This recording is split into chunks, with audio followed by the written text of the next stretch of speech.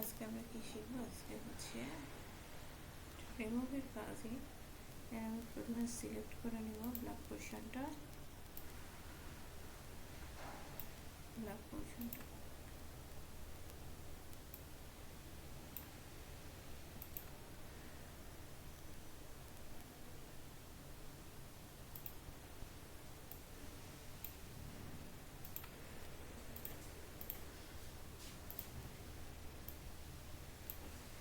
Control enter press করলাম, দেন control J দিয়ে দুইবার কপি করলাম।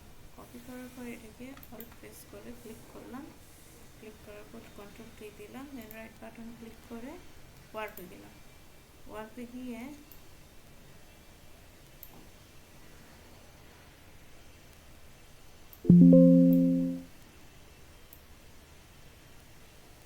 আচ্ছা ওকে